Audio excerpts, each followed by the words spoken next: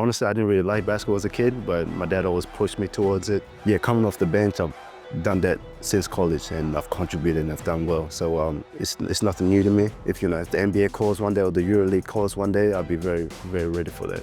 When I'm on the court, I just see red. I believe there's nobody out there that can stop me.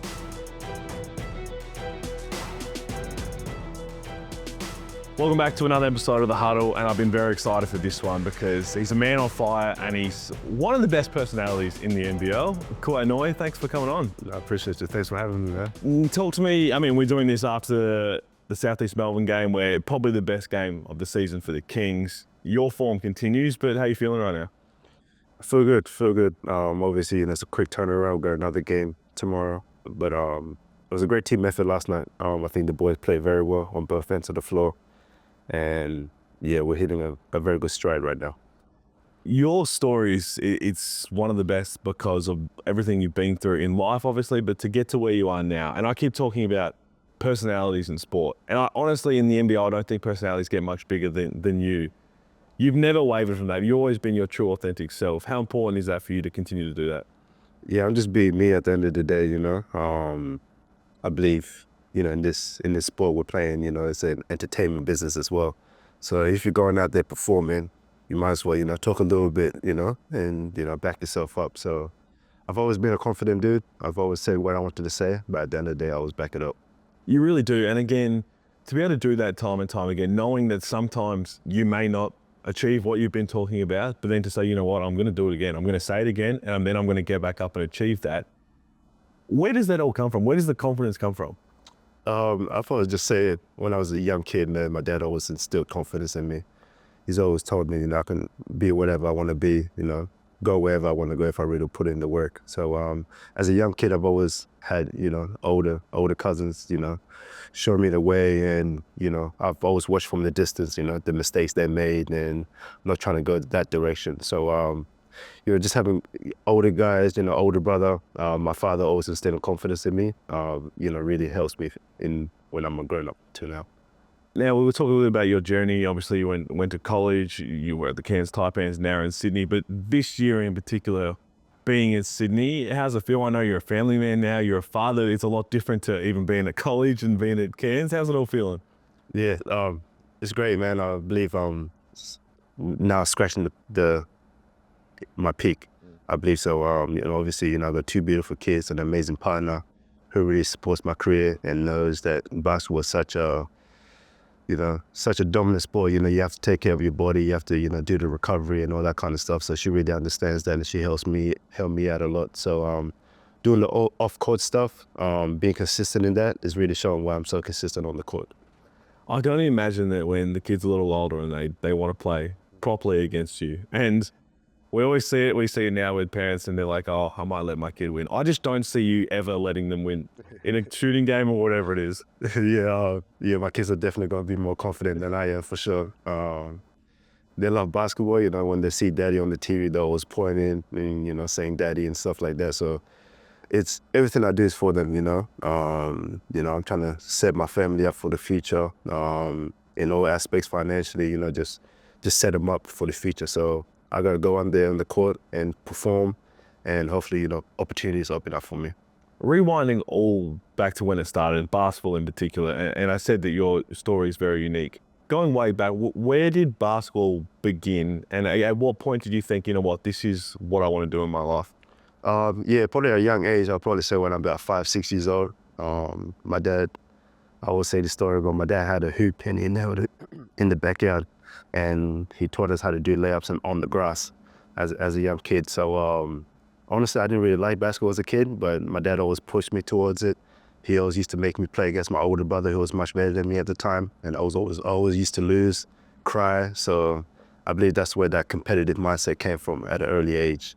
And fast forward, all the stuff I've learned as a young kid, all the confidence my dad instilled in me. I used that, through all the trials and tribulations. Every time I felt down or felt like giving up, I knew I could always come back even stronger, and I always had belief in myself. Is there anything in particular, I guess, before going away to college or before realizing basketball was a realistic dream that you're proud of overcoming? Yeah, I've always had dreams of going to America because I knew that's where all the best talents were and all the best basketball players were. And Australia has surpassed that right now. So, the best talents are in Australia right now. I truly believe that.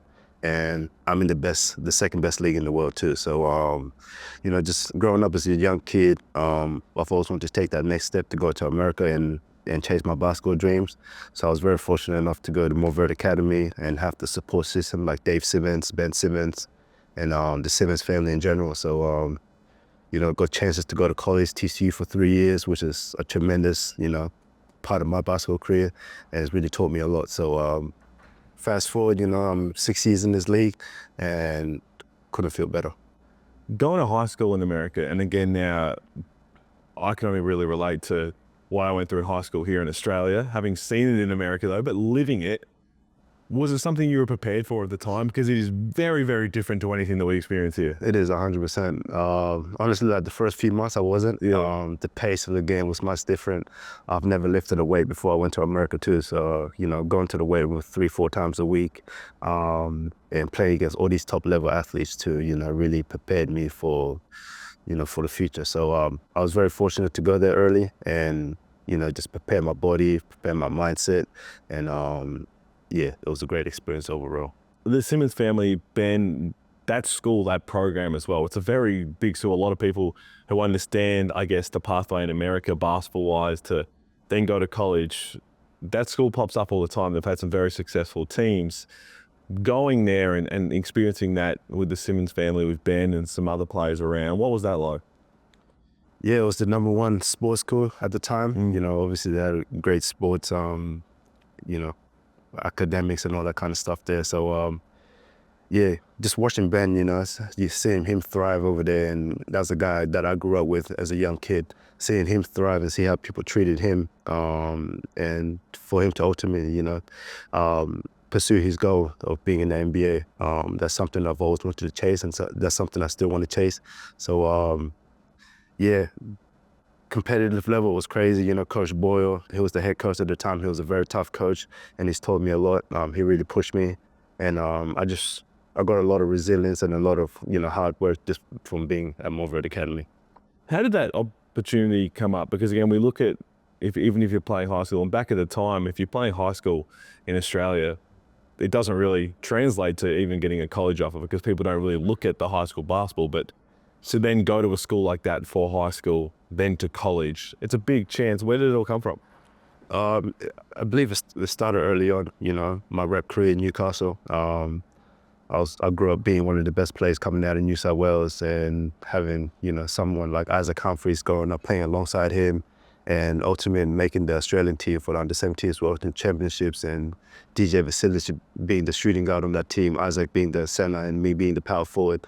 And to see us all, thriving in the NBL, it really started early on back then, nationals and all that kind of stuff. So it doesn't have as much exposure as it did back then, but there's so much talent coming up right now, and it's just amazing.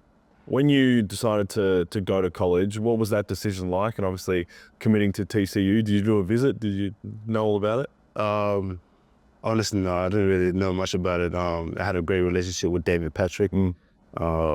So he'd come to Movert Academy and we would talk, and, I've always seen him. And when he got the opportunity to be assistant coach at TCU, I felt very comfortable being coached under him, and obviously, his relationship with the Dave Simmons family as well.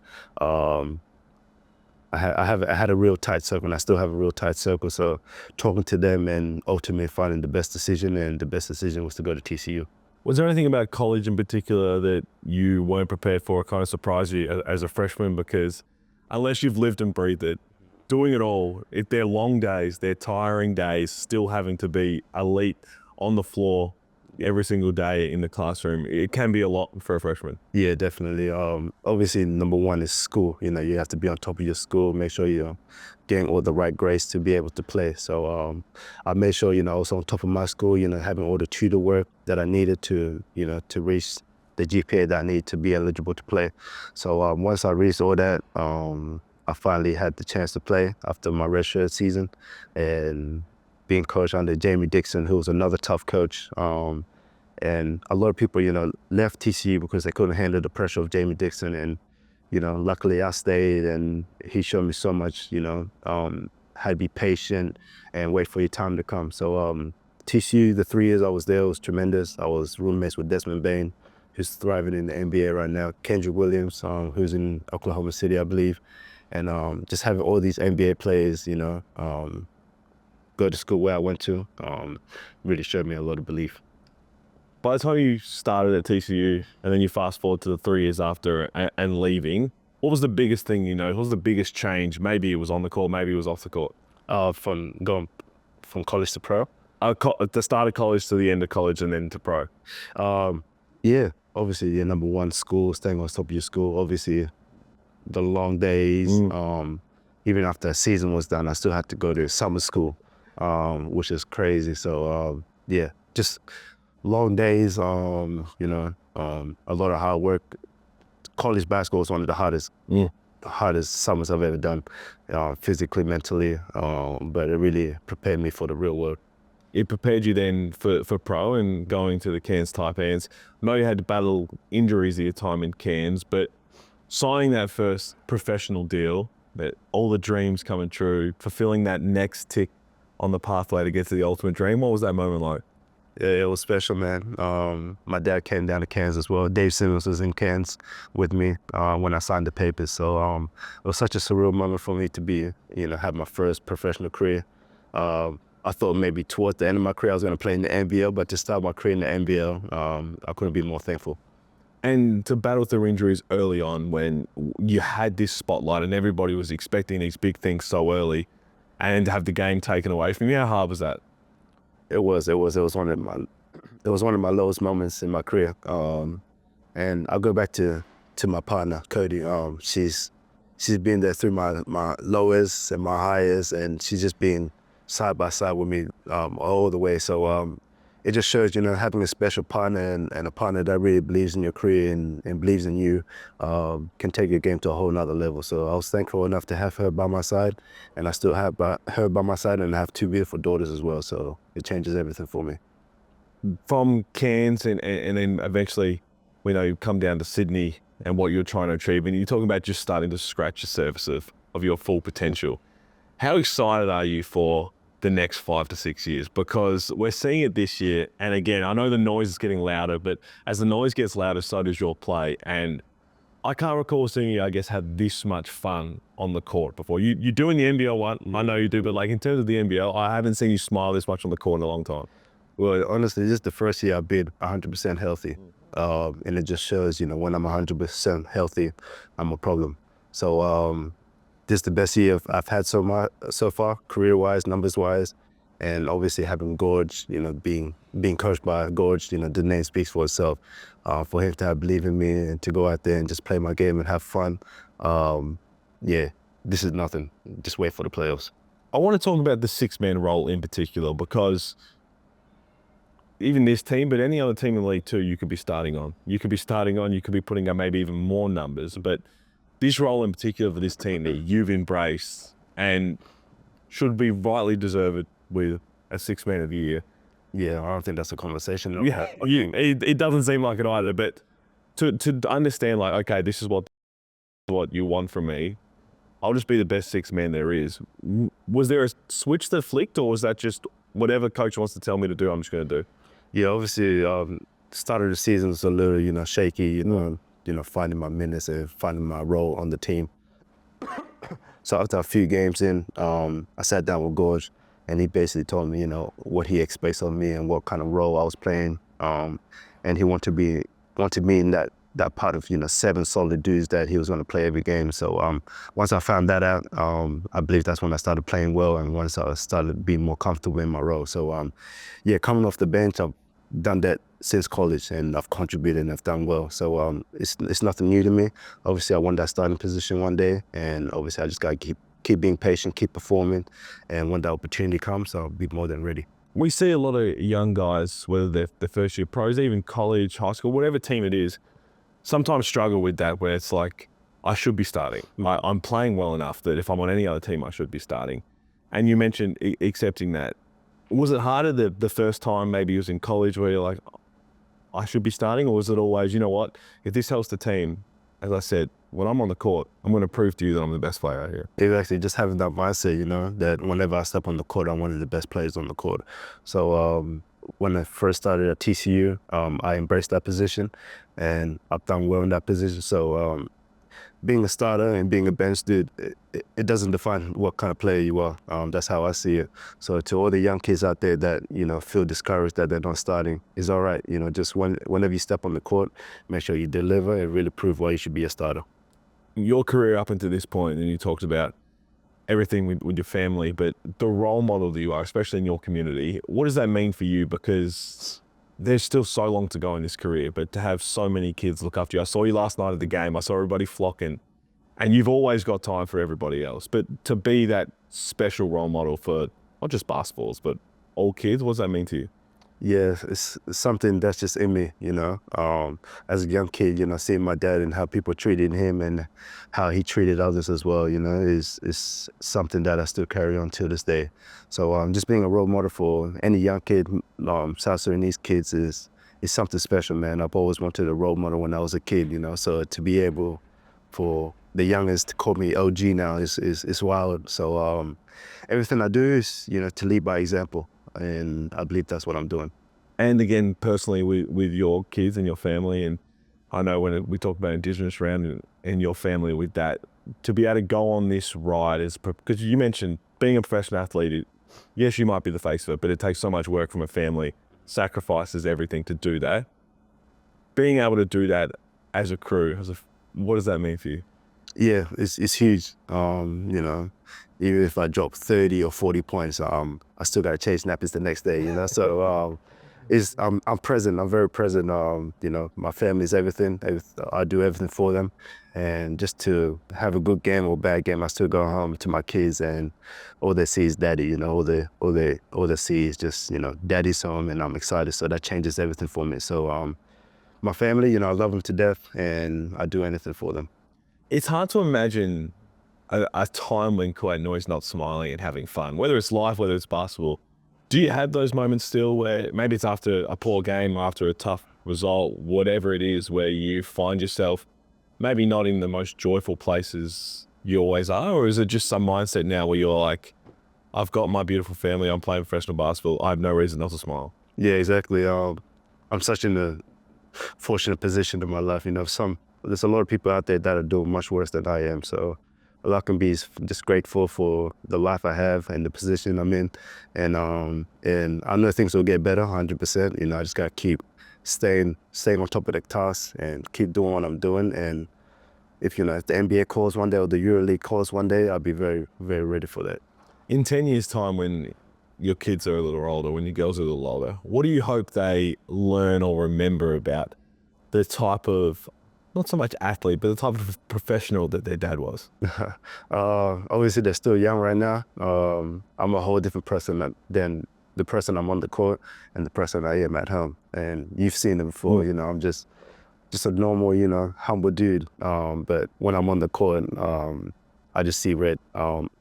I believe there's nobody out there that can stop me. And I just go out there just to dominate. And once I'm done with basketball, then I'm just a whole different person. I've said it a couple of times, especially in the past week when we're talking about everything that you've done this year and going to continue to do, but showing your true authentic self on the court and not being afraid of what other people say. Has it ever got to you where people just maybe say, you're talking too much, you're doing too much? I can care less what people say, to be honest with you. Everyone has a voice at the end of the day, everyone has an opinion. So if they have an opinion on me, I can care less if it's good or bad. I'm going to go out there and do my thing. We only have one life in this thing, make sure you take full advantage of it. And if you want to say something, say it, say it with your chest too, If they hate it, forget them.